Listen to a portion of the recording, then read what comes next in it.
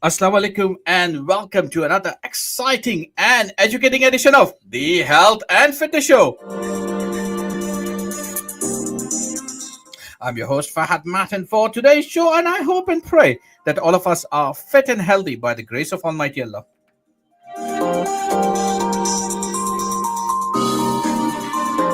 I do pray we all had a nice and positive week so far and looking forward for a nice and chillaxing weekend.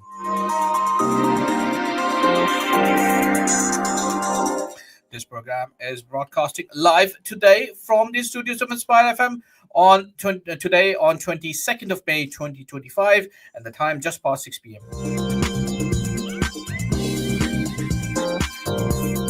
And we're casting our positive waves to all our lovely people in Luton and all the surrounding areas of Luton like Dunstable, Harpeth and Bedford.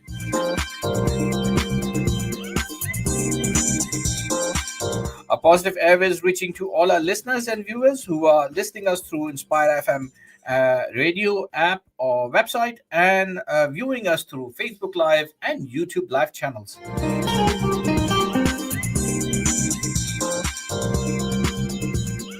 If you're listening this on Thursday or any other Sunday, that means we are repeating, but today is not either one of them.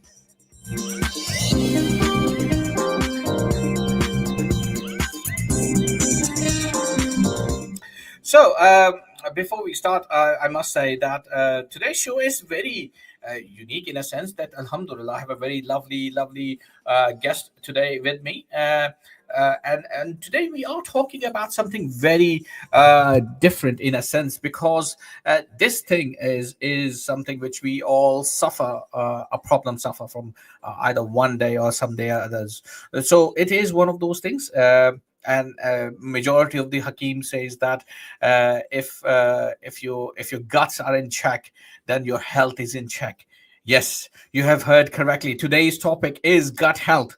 Yes, and talking about this topic with me is none other than my lovely brother, the person who I always admire as a friend, as a colleague, and as a mentor in many different ways. He's none other than my brother, Dr. Adil Ali-Khan. Assalamu alaikum, Dr. Welcome, Sam Fahad. How are you? Alhamdulillah, very well. Thank you. It's a pleasure and an honor to be here again. Indeed. It's lovely to see you. Indeed. And it's always an honor to be sitting next to you or in front of you doing this show, because I know you are the very first guest I have 12 years ago, Alhamdulillah. And it's like a long journey. Alhamdulillah. I am indeed humbled. Alhamdulillah. Well, as I always say, that you do not need any introduction. आप तारुफ के मोहताज नहीं हो, because everybody knows you in this city, in this country, one way or another. either they know you and they can say, yes, I know this guy, or they said, yeah, I know this guy. He's the guy who chopped my things off. An incredible introduction.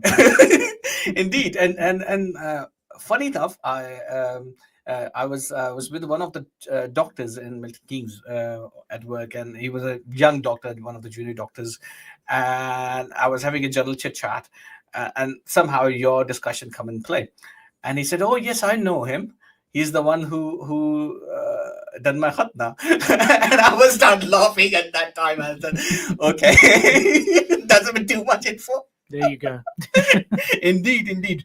But anyhow, that's a joke apart. If it's part of our tradition to give a quick introduction. Yes. So, floor is yours. Assalamu alaikum. My name is Adil Ali-Khan. I've been a GP in Luton since 1991 now. So I am getting on a bit, I suppose. I'm very, very passionate about my job. I'm very passionate about working in Luton, especially. Luton is a very, very interesting place to work in. We have our communities that have lived in Luton for a very, very long time. And it's very, very important that we have a cohesive society and we look after each other. And I always say, if we don't do our communities, nobody else is going to.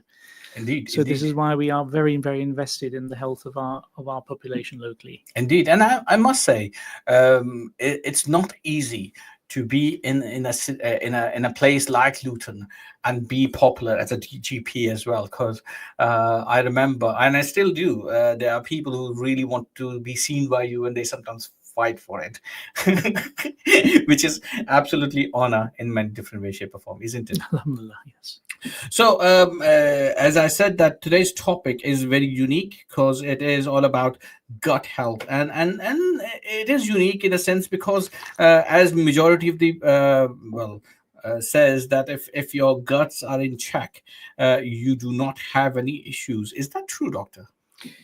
It is indeed very true. I mean, a lot of people don't realize that, your gut is an organ. It's one long organ. And essentially, um, the key to healthy living is a good balanced diet, exercise, rest, and good sleep as well. And this would hold true for all your health, especially your gut. And the gut, don't forget, is what you've got to realize is the port of entry for all the nutrients into your body. So it is very, very important to maintain good gut health for that reason. So, when we talk about gut health, what exactly means gut health? So the gut health, the gut actually starts from your esophagus, which is the tube that goes from your mouth down into your stomach. Okay, then it comes out of your stomach into the small intestines, into the large intestines, and then the feces is eliminated.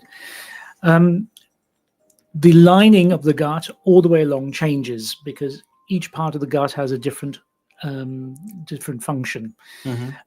What is essential is that the gut stays healthy, and the gut is lined by numerous microorganisms, okay, which are there to help the gut flourish, which are there to help the absorption of nutrients. The gut is also very, very important in helping your immune system as well, keep in balance, and is involved in hormonal regulation. Really? Absolutely. Wow. Absolutely. So that means it is very, very important for our overall well-being. Absolutely right. Absolutely right. Okay, that's why majority of the Hakim says that yes, if they're in check, everything is in check. Okay, if we can you explain the role before we go into that? Let me introduce our listeners as well. So, listeners, if you have any questions or queries tonight for our show, lovely, which we are talking about gut health, please give us a call on 01582 481822. I repeat, 01582 481822. Or you can send your questions via text messages or WhatsApp on 0779 481822. I repeat, 0779 481822. Definitely, because we rely on people's comments majority of the time. So, Doc, in terms of the gut, can you explain the role of the gut microbiomes and how it affects us, our immune system, our mood, our digestion, and all those things which you just mentioned? So, as I said, there are numerous microorganisms within your gut, and they aid the selective absorption of various nutrients from the food that you're eating into your blood system. So they are very, very important, and they form part of the primary barrier as well. So, as well as absorption, they are involved in protection as well. The microorganisms are called flora. And there is a very, very delicate balance here. The flora's health can be affected by what you eat, what you drink, how much you exercise. It can be affected by how much you sleep as well. It can be affected by stress. It can be also affected by the medication that you take as well.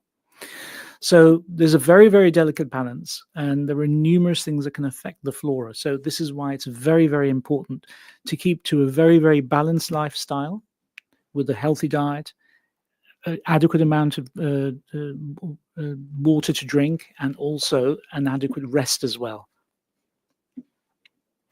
Indeed, and the mood swing sometimes becomes very awkward, especially if you don't control these kind of things, isn't it? Sure. So if you have various illnesses which can actually involve your immune system, you've probably heard of celiac disease for a start. So celiac disease is a condition whereby you are oversensitive to gluten within the diet, and that can cause your own immune system to actually destroy your gut internally. And this can result in things like iron deficiency. It can result in conditions like diarrhea and bloating. Mm-hmm. And if not in check, people with a celiac disease can have a higher incidence of cancer in the future as well. Oh, wow. Absolutely. So it's very, very important. Celiac disease is a lot more common than people think. Really? It's quite yes, it's not uncommon. It's a lot more common than people think. So a lot of people will have relatives in within their family who have celiac disease.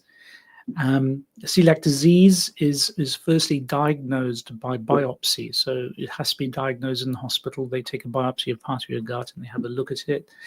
And that will make the diagnosis of celiac disease. And once you have celiac disease, it is very important to go on what's called a gluten-free diet. That means you have to avoid food with gluten. That generally means avoiding foods like bread, cakes, which have gluten in it, wheat, rye. And this can be very, very difficult. These days, there are a lot of gluten-free foods available, but a lot of people don't realize that even if you're preparing food in your kitchen, you will get specks of gluten on the work surfaces, on your hands. And even if you are celiac yourself, you can still actually ingest those contaminants of gluten. Even if you think you're sticking to a gluten-free diet, you can actually ingest contaminants of gluten from your kitchen, etc. So what a lot of people do these days, and what I advise, is maybe the whole family should think of going on a gluten-free diet, because it is very, very difficult for one person in the family to stick to a gluten-free diet when everybody else isn't. It is so difficult. It is almost impossible. Almost impossible. You know, I've got patients who have got celiac disease who should be gluten-free, but she has to cook the atta for the rest of the family, and the atta contains gluten. She'll have atta all over the kitchen. She'll have atta, flour on the hands and everything, and so therefore there's contamination here. And if you tell her to stop, if you tell that one individual to stop making atta, it's impossible. It doesn't happen. It doesn't happen. Indeed. So the whole family should be invested in this, because they should realize what a serious condition this could be for that individual in the future. So in terms of the gluten-related problems, what kind of most common gut-related problems which you see in your practice, or in your practices in the last 30 plus years? Okay, so I mean, the most common gut problems would be diarrhea and vomiting, of course, and that's through ingestion of foods which are contaminated by microorganisms which would be alien to your gut, and a lot of people don't realize that the function of your gut through vomiting and diarrhea is there to actually expel the infection faster. Okay. So when a person has diarrhea and vomiting due to an infection, the one thing I would not advise them is to take Imodium to stop the diarrhea, because what you're doing is actually keeping the infection within the gut. What you need to do is to actually increase your fluid intake, number one, to prevent dehydration, number two, to flush the infection out. That's very, very important. That's very important. So then people will say, when should you take medications to stop diarrhea? One other cause of diarrhea would be anxiety or stress. So if you suffer from anxiety or stress, and you have a resultant diarrhea, that in those situations it would be a lot but more advisable to take these medications in order to stop the diarrhea. So how one can differentiate between it is a stress-related problem or it is something else? So generally speaking, if it's due to an infection, you're going to have the vomiting, you'll have incessant diarrhea, you have the stomach aches, and may have a related temperature as well. You may have a related temperature as well. Now, the other most common gut-related illness that we see is acid reflux, or commonly known as meda ka taklif. And that's very, very common in our community. It's very, very common, very, very common. And this is a condition which most GPs would see maybe 2 or 3 times a day on a regular basis. Ouch. And it's a condition where you have to take very seriously, because if you don't take it seriously, you're on the slippery slope to something that could end up very serious in the future. So what acid reflux is due to is a condition whereby you're producing a bit more acid in your stomach. Your stomach could be a little bit more sensitive to various foods as well. And also the valve at the entrance of the stomach could be slightly loose. So the combination of these factors can cause acid in your stomach to come all the way up into your gullet and cause a burning sensation. So this can present at any age. So when it does present, it's very important, first of all, to take dietary advice. If you have acid reflux, it's important to eat meals regularly. Do not miss meals out. Decrease spicy food, decrease fatty food as well. It's important to limit your intake of tea and coffee, because again, that's acidic. Limit your intake of fruit juices as well. Avoid eating and drinking for 2 hours before you sleep as well. Okay. People often take Gaviscon, which is an antacid, literally neutralizes the acid, and that works in most people. But if it doesn't, it's very important that you do see your GP, because what your GP will then do is go through a list of investigations. There's an infection in your stomach called H. pylori, which can cause these symptoms. So that has to be eliminated if that's the case. And to diagnose that's done by simple stool test. Okay, your GP will give you medications, and everybody's heard of omeprazole in Luton. But it's not a tablet you should be taking indefinitely. If you're taking the omeprazole and you're finding that you're not getting better, it's very important to consult your GP, because the one thing you don't want to be sitting on is an ulcer in your stomach or in your duodenum. Okay, because these ulcers, if left untreated, can either burst or turn cancerous in the future. Wow. Okay. So, in terms of the people who normally have these kind of problems, as a brother, he goes to say that mede ka dard.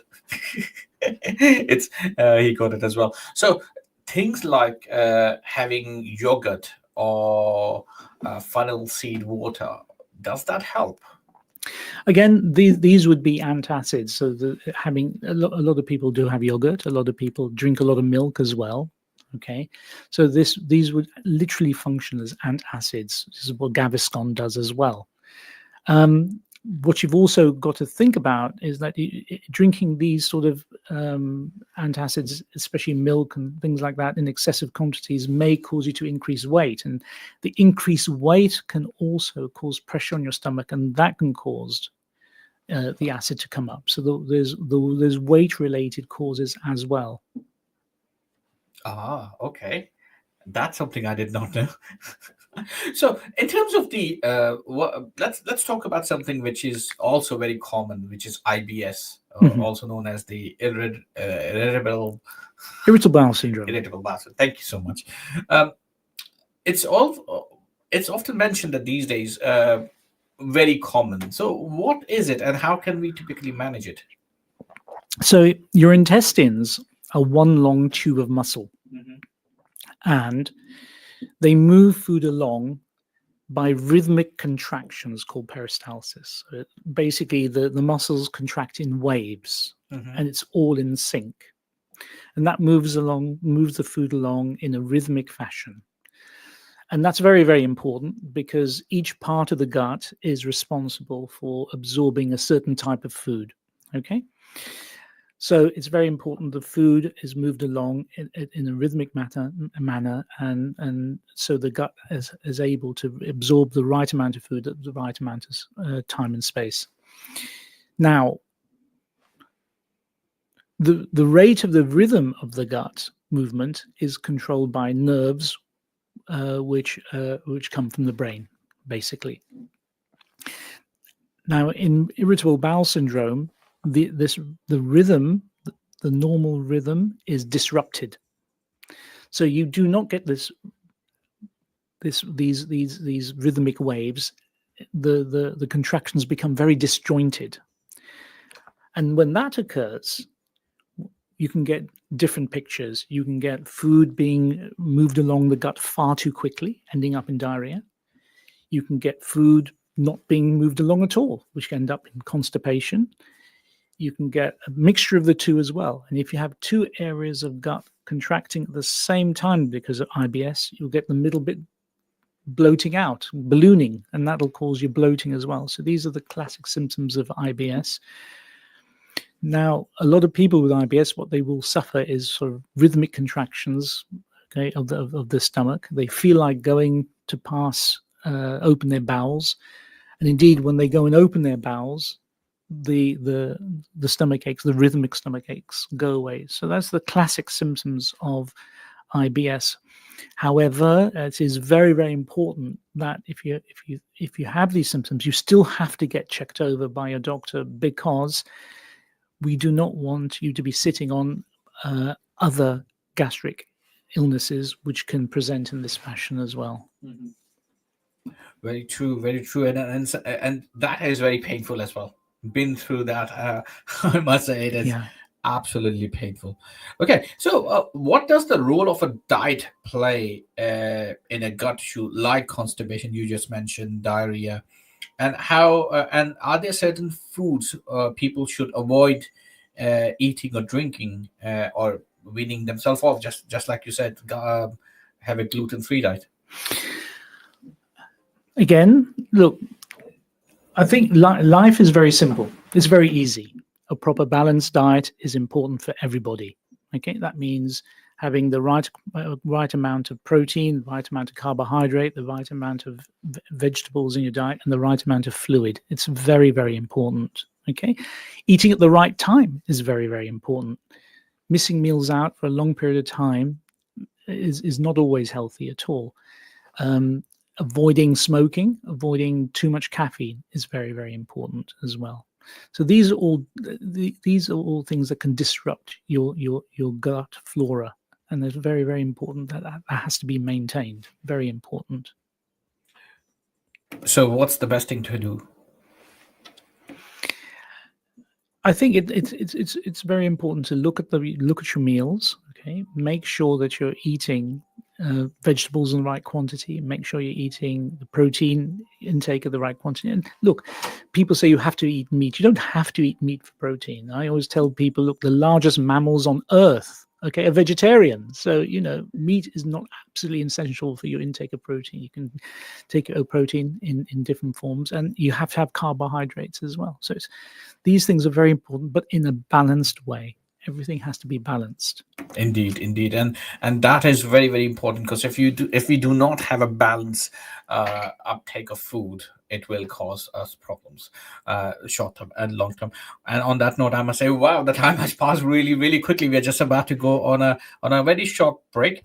So when we come back from break, we will talk a bit more about the signs and the symptoms, and how fiber and other food products help towards gut health, and what kind of a problem a poor diet cause to our gut problems, and definitely long-term diseases like diabetes and other conditions, do they incur as well in this whole thing?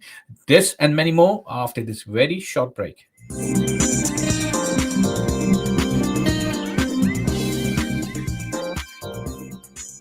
Assalamu alaikum. In Luton and its surrounding areas, it is now time for Salat al-Asr. लुटन और इसके मज़ाफ़ात में नमाज असर का वक्त हुआ चाहता है.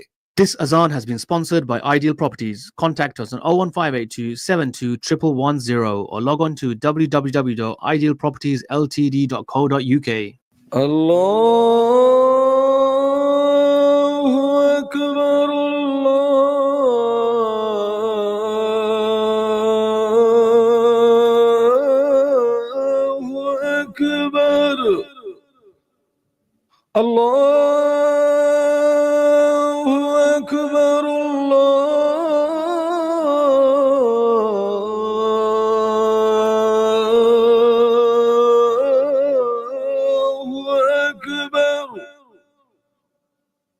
أشهد أن لا إله إلا الله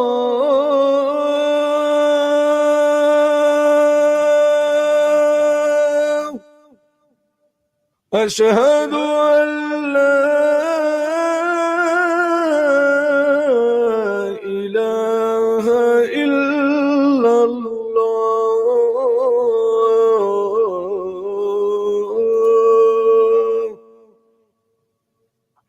أشهد أن محمدا رسول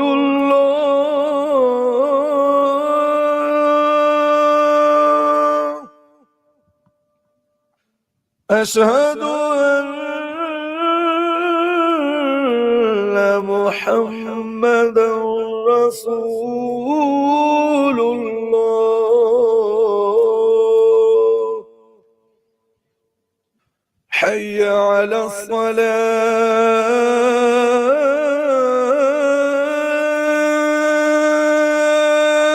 الصلاة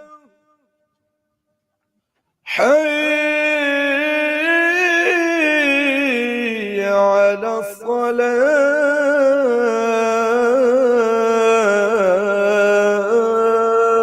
الصلاة حي على الفلاح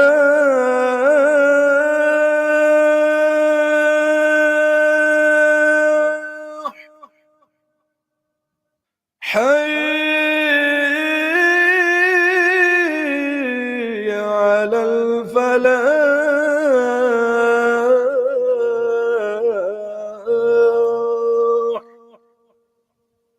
الله أكبر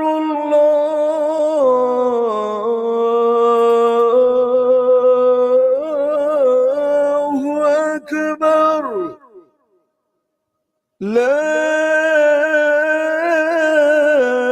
إله إلا الله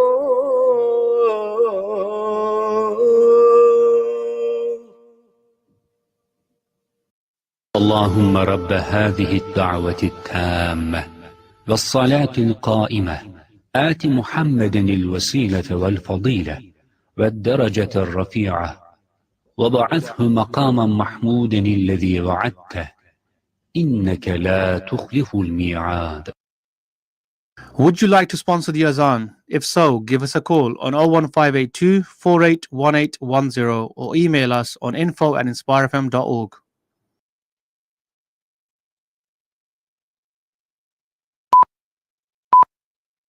From the studios of Inspire FM, the time is now 6:30. Any health advice given, whether general, diet, physical, or spiritual, is general only and must be verified by your doctor. If you need medical advice, please consult a doctor.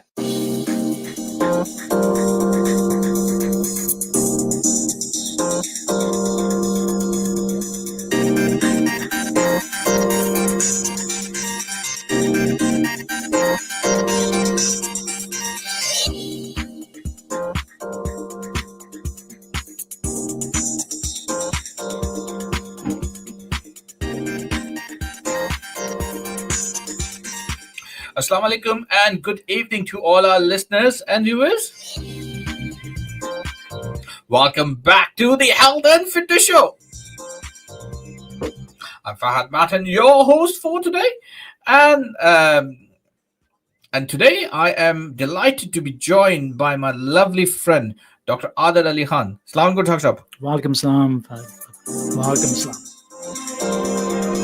And today we are talking about gut health. Yes, indeed, the thing which we always have issue with in majority of the days, one way or another.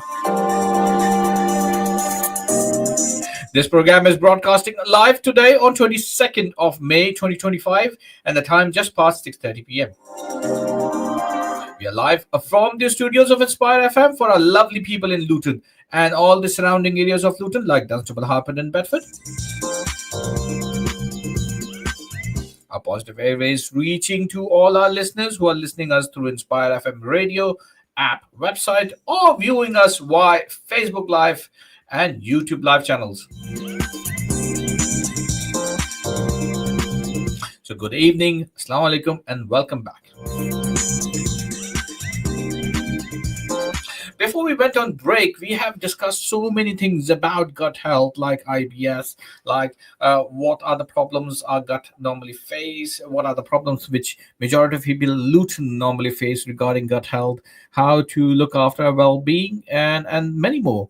But one of the things which we forgot to ask is the majority of people think, and that is the serious symptoms of gut disease. So let's ask our lovely doctor, Dr. Adil Ali-Khan, that what are the symptoms of a serious gut disease? So serious symptoms of gastrointestinal disease, gut disease, would be persistent nausea, persistent vomiting, a loss in appetite, loss of weight, change in bowel habit, a recent change in bowel habit. So, if you've been opening your bowels regularly for the most of your life, and then suddenly there's a change of bowel habit which is persisting, that could be a sign that there's something going on. Other symptoms would be the passing mucus or blood in your bowel motions as well. So these things are very, very, very important to look out for, and they're not to be ignored either. They're not to be ignored. And especially as you get older, over the age of 45, 50, if you have these symptoms and you ignore them, they could be symptoms of something very serious underlying. Wow. So what kind of serious symptoms we are talking about? There are many different types of serious gastrointestinal illnesses, but I suppose the one that everybody dreads is cancer, bowel cancer. Now, in England, we're very fortunate in that through the post, we get if you're aged 50 to 74, you get a field bowel cancer screening kit. So what this kit is designed to do is collect a sample of your bowel motions. You send it off, and it screens for very microscopic, very small traces of blood in your bowel motions, and these could be a very, very, very, very early indicator of bowel disease. And I've got to say that unfortunately, our communities, our Asian communities, are very poor in giving and sending these back. And this is something we've got to spread around to our whole communities. When you get these bowel cancer kits through the post, please send them back, because you could be literally saving your life. It's free, okay? The majority of cases would be negative, but when they are positive, you will be invited to see a gastric doctor at the hospital, and he will do what's called a colonoscopy. That means a camera into your gut to check that there's nothing serious going on. So when you said nothing serious going on, so is there an issue, like is there an early warning sign that something is about to happen and we should seek medical advice? This is what we are. Well, this investigation is designed to pick up disease before you even know it. Oh, okay. So a lot of people who have a positive result in the fecal occult blood may not even have any symptoms, may not have any blood in their visible blood in their bowel motions, may not have the loss of weight or the change of bowel habit. So this is why it's very, very important, because this will pick up gastrointestinal disease at a very, very, very early stage before it rears its ominous head, basically. Saying that, again, if you have any of the symptoms which I described, like persistent nausea, persistent vomiting, loss of weight, change of appetite, passing mucus or blood in your bowel motions, it is very important to consult your doctor as soon as possible, because he will take a history, do an examination, he will go through various investigations, okay, and hopefully arrive at a diagnosis, which in most cases would be quite benign and easy to treat, but in some cases could be quite serious. And if it is serious, hopefully we would have caught it very, very early, and the appropriate treatment can be initiated. So when we talk about the these kind of symptoms and infections. Unfortunately, being an Asian and living in a vibrant place like Luton, we have so many things available in our household. Like just on our doorstep, we have plenty of chicken chips and other junk food, which we love. So and unfortunately, we make this as a everyday habit in some way, shape, or form. Uh, so what are some of those everyday habits that can harm our gut health without us even realizing? I think the eating too much fatty food would not be very good for your gut health. Eating too much processed food would not be very good for your health, for your gut health as well. As I said, it's very important to cook your food in a proper manner. But excessive intake of fatty fried food would not be good, because number one, that would actually cause an imbalance in the flora. It would cause weight gain as well in general, and it would also affect other organs which surround your gut, like your liver and your gallbladder as well. Mm-hmm. Okay, so what should we do? Eat fiber, or to maintain a gut health, or is there anything how can we people make sure that they are getting right balanced diet? I mean, the government talk about 5 a day, okay, and I think that's the bare minimum, to tell you the truth. So it talks about your portions of 5 a day, your five, and it's important to again look at what you're eating, what you're drinking, and just balance it out. Just balance it out. It's very important. Mm-hmm.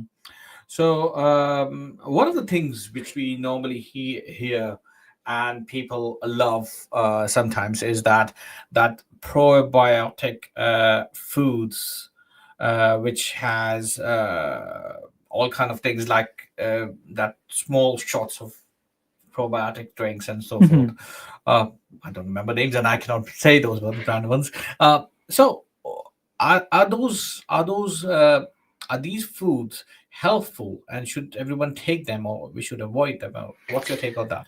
Probiotics are actually very helpful indeed. So these mini drinks are sold. You can buy over the counter, and they contain a lot of the friendly bacteria for your gut. Mm-hmm.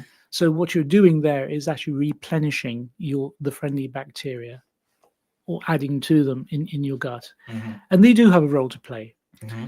because these will help with your digestion. They will help with your immune system as well. So they do have a very important place to play in your diet.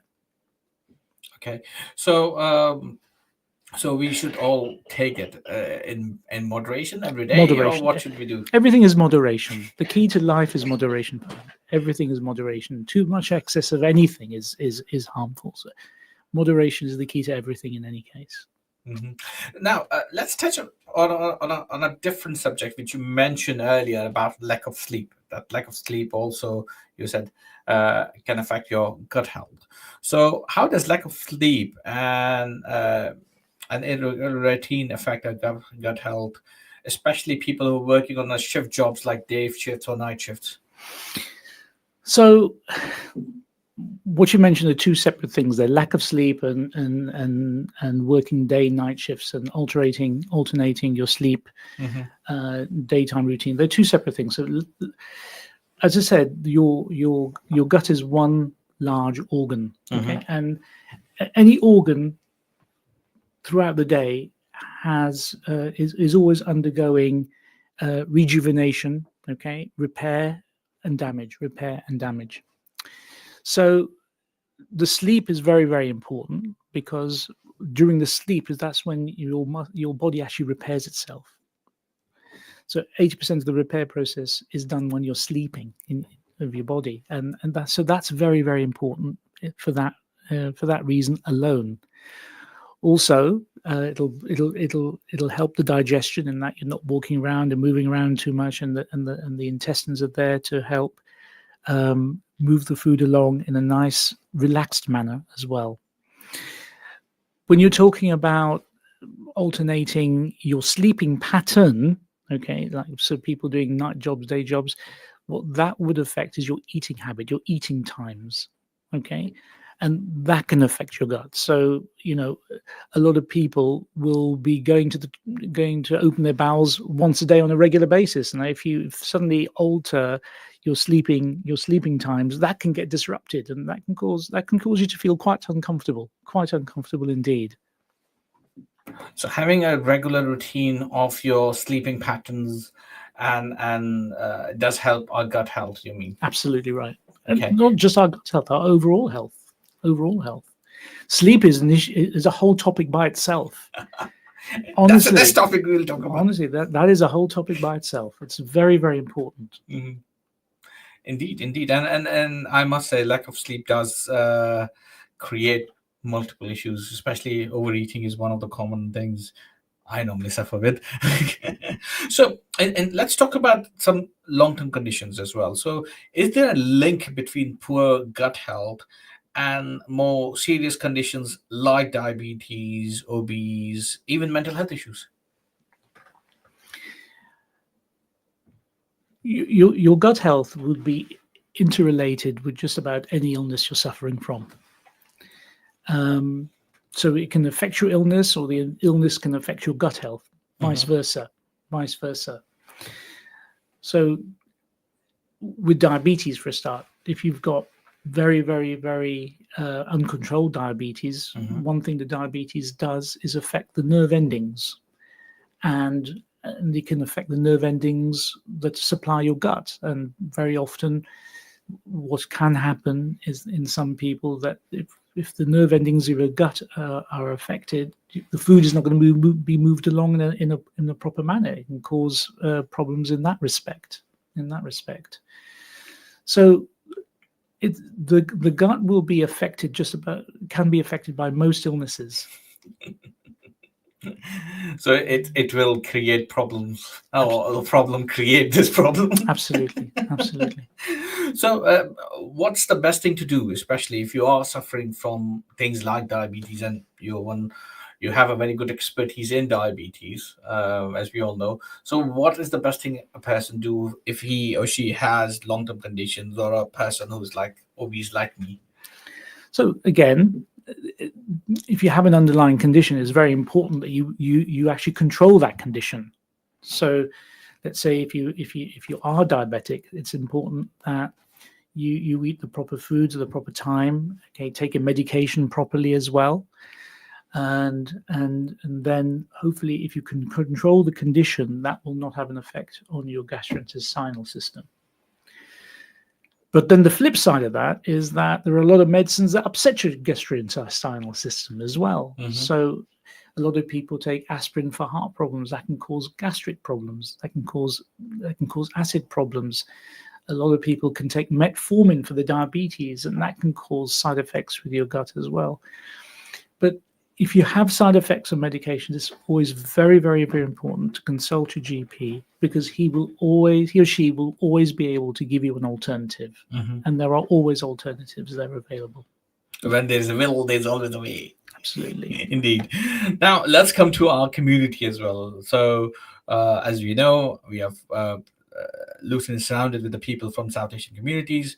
So when the diet consists of South Asian side, it comes with very heavy spices and fatty products, and all those lovely things like biryani, which we love, and other stuff. So what specific advice would you give to protect our gut health, especially for a person who loves Asian foods?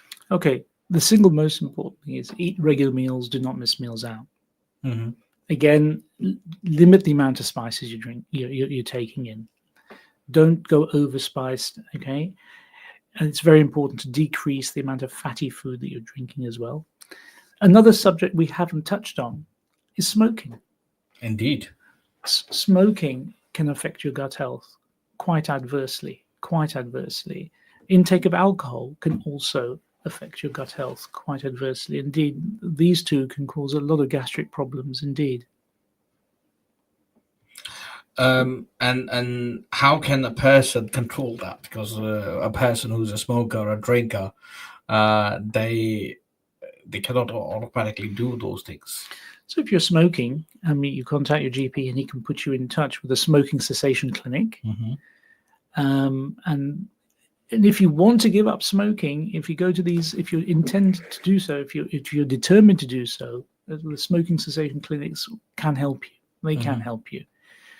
And if you are drinking excessively, there are organizations in Luton which can help you actually decrease the amount of alcohol you're drinking. It's very important you do so.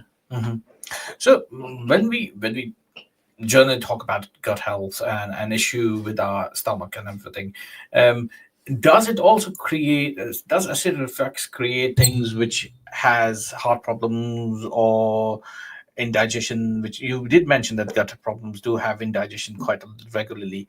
So are these quite common as well? Okay, so your acid reflux will not cause a heart problem, but however, it's called heartburn. and it's called heartburn because your heart actually sits right next to the junction of your gullet and your stomach. And they can share common nerve innervations. So very often in some people, when they have acid reflux, in some people, it can actually mimic a heart attack. Really? Absolutely. It can, in some people. And you get this pressure in your in the lower part of your chest. And it can be very, very uncomfortable indeed. Very uncomfortable indeed. So what's the best thing to do at that time? Other than calling 999. Well, I mean, if you've got the chest pain, shortness of breath, and you've got palpitations, and you're feeling very, very ill, you just call 999. Obviously, absolutely, yes. But other than that, what's the best thing to do? And how do we understand that? Yes, it is like an acid reflux or burning heart sensation, and not something else. At that point, if it's that severe, people would have had signs and symptoms way beforehand. Okay, so they would have symptoms of acid reflux a long time before, whereby they eat their food and then they'll get the acid reflux problems, and they pop the omeprazole, everything gets better, and they just do it again and again and again, and then they'll say, instead of altering their lifestyle, they'll think about staying on the omeprazole, which is the wrong thing to do. It's very important that you alter your lifestyle and not rely on medication. And sometimes people do go for fizzy drinks as well, like lemonade or pops. Yeah. So the fizzy drinks is made by the addition of carbon dioxide. And carbon dioxide, when you add that to water, makes it extremely acidic. So fizzy drinks will make your gastric problems worse. Wow. Okay. So, in terms of calming it down, will antacid, you said that like Gaviscon and stuff like that help? But then again, I always say avoidance is better than cure. So if you know that you're going to take in something that's going to cause gastric problems, avoid it. Avoid it. So, in your personal opinion, what are the best things a person should do, step by step, to avoid every single thing? Well, I mean, look, there are a whole myriad of gastric illnesses. So you're not there's no single silver bullet that's going to help you eliminate all diseases. But again, the most important thing is healthy, balanced diet. Okay, decrease smoking, decrease a minimum of caffeine intake as well, and good exercise and adequate sleep. Now, I know you see kids as well as the adults in your section, in the clinic. So, what kind of problems kids normally comes with gut health? So, one thing that's very, very common, what seems to be more and more common these days, is food allergies. Okay, so a lot of people a lot of children are presenting with suspected food allergies. The parents would come and say, "Look, we think my child is allergic to cow's milk," and funnily enough, this is more common in the Bengali community, and the reason why is this: because back in Bangladesh many years ago, the main food source for babies was not milk at all. Okay, it would be a rice-based feed for the child, almost like rice water. So therefore, genetically, they would be a lot more sensitive to cow's milk protein than other members of the South Asian community, which is why you actually see things like a higher incidence of cow's milk protein intolerance and even eczema in Bengali children than you would in other South Asian children. Really? Well. Absolutely. And a lot of people don't realize that. And that's an absolute fact. Wow. It's an absolute fact. So saying that, the incidence of food allergies seems to be rising. And if you suspect your child does have food allergies, again, it's important to see a GP who will do various investigations and refer you to a dietitian as well. And if these conditions can be picked up very, very early, that will avoid the child suffering from any nutritional imbalance. Wow. Okay, I did not know that. It is definitely something new I learned, and with you, brother, it's always a new something new I've learned every single day. And on that note, I must say, wow, the time has passed really quickly. We have just under 2 minutes. So finally, what will be your top 3 tips for our listeners to improve their gut health, which they can start from today? Balanced diet, adequate amount of fluid intake, which is very, very important. Most people do not drink enough fluids. Okay. Make sure that you go to the toilet regularly. That's very, very important. Adequate sleep, adequate exercise. Wow. Cut down smoking, cut down alcohol intake as well. So if I say increase water intake, cut down all the smoking and all those things. And caffeine intake as well. And caffeine intake as well. Caffeine intake. Too much tea, too much coffee. Come on. It's acidic. It's acidic. You're literally saying stop eating all the things. No, I didn't say stop. Moderation. Indeed. And what is your positive message for our lovely people? There's no reason why on earth that we cannot look after our gut. It's there in our own hands, and we are able. And if we're able to take on the advice, there's no reason why we're not able to live healthily. Inshallah. And then on that note, I must say, wow, thank you so much for coming to our show and giving us advice. What's your take in the people of the Luton? What do you reckon? Will they able to follow the routine? Inshallah. I mean, look, the people of Luton, the things are changing in Luton, and as I said, things are changing for the better. I see it every single day. People have access to knowledge, and they actually access that knowledge a lot more than they used to. Alhamdulillah. On that note, I must say thank you so much, Dr. Saab, for coming to the show. Inshallah, next time we will talk about sleep deprivation. Inshallah. And so on that note, I must say assalamu alaikum to all our listeners. Do remember us in your duas, and definitely if you have any questions or queries, if you still think of something, do message us. We will definitely try to come back to you. If you missed any part of the show, you can always hear us back on our Facebook Live page. Until next week, I'm Fahad Matin saying assalamu alaikum.